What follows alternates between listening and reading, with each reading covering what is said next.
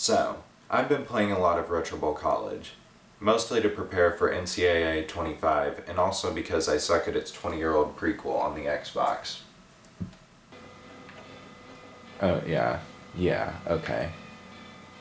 Or no, let's do Border War. Let's do Border War except the roles are reversed.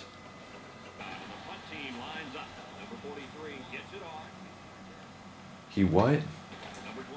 Oh.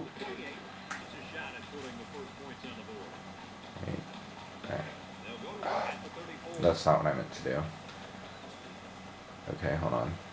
Let's do this.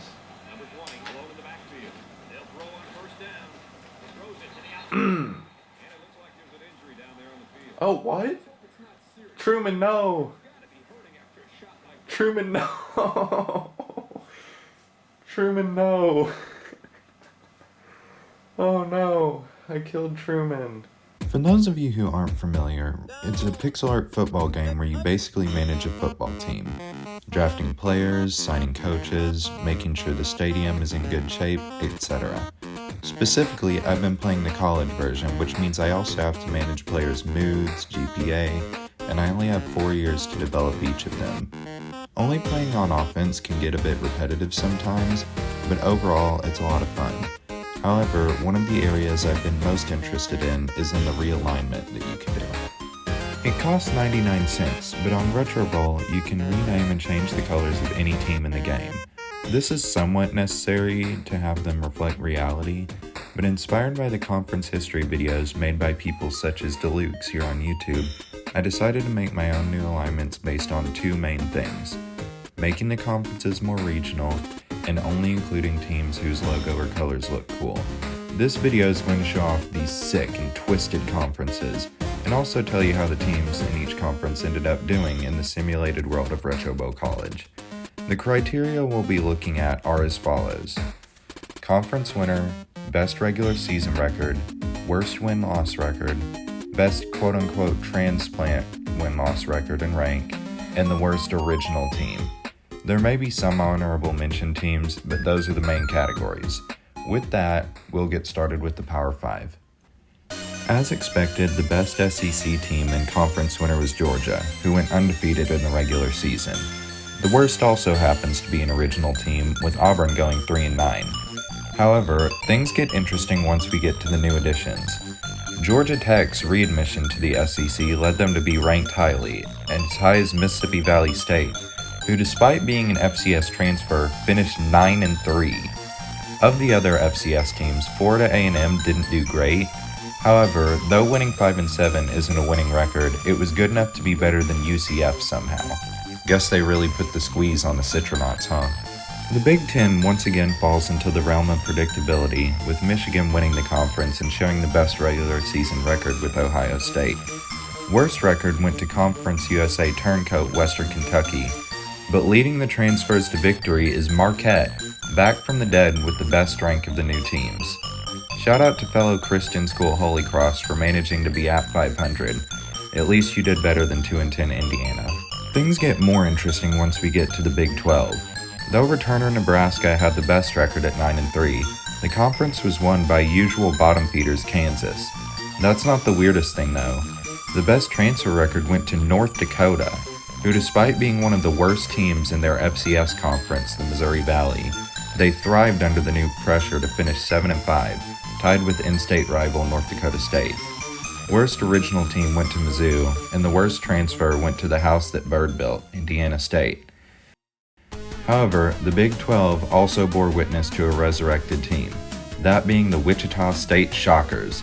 They didn't make as strong of a return as Marquette, but 7th in conference still isn't too shabby.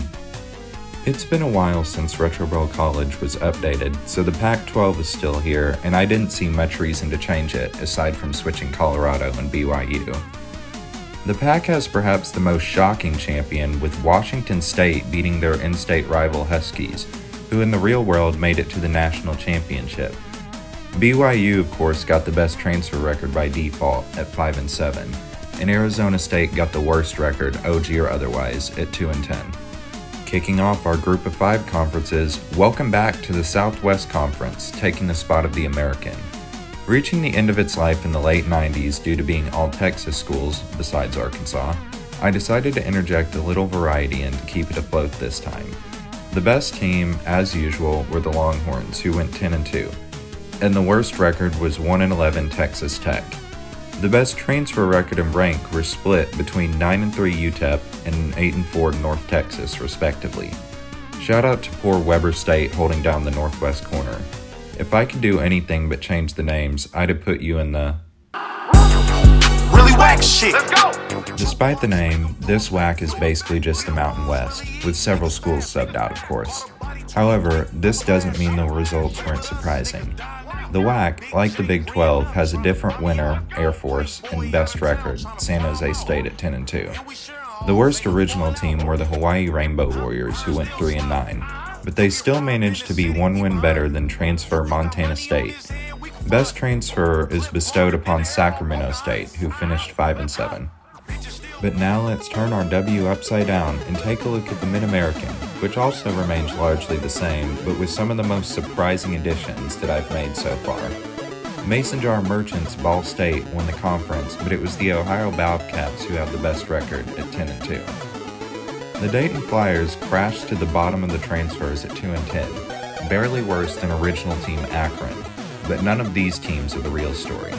Our best transfer record is William and Mary, an FCS transfer who outperformed expectations at 7-5. Based on 6-6 Central Michigan finishing last in the MAC West, I'd say it was a pretty competitive year, and the Tribe really held their ground, all things considered. It's always sunny in the Sun Belt, unless your school is named ULM, the worst team in the conference at 2-10. Their in-state rivals in Lafayette won the conference, but it was Appalachian State who had the best record, going undefeated in conference and 93 overall. Even in a competitive environment like this though, Delaware walked away with a respectable 8-4 record and the best transfer team. I can see why Conference USA is gunning to add them in the real world. Last but not least, in terms of conferences, the Big East is taking our spot for Conference USA. Cincinnati walked away with the best record and championship, must have had a Kelsey on the roster. Poor Louisville had the worst record at 1-7, but the Maryland Terrapins rose up out of the mud to go 6-2 for our best quote-unquote transfer record. Honorable mention is going to the 3-win Princeton, who despite being an awful team, were still better than their rival Rutgers. I don't really care too much about the independents, it's what you'd expect mostly. Notre Dame was the best, Alabama A&M was the worst, and Penn State and Army did mediocre. Enough said. So, that was my unhinged realignment. In case you're wondering, the national champion was Georgia, and I'd give the best transfer team to either Delaware or William and Mary. Hope you enjoyed the video. I just thought it'd be fun to try my hand at something like this and talk about a game that I've been playing a lot lately. How would your maps differ from mine? Let me know in the comments down below, and I'll see you in the next video. Down.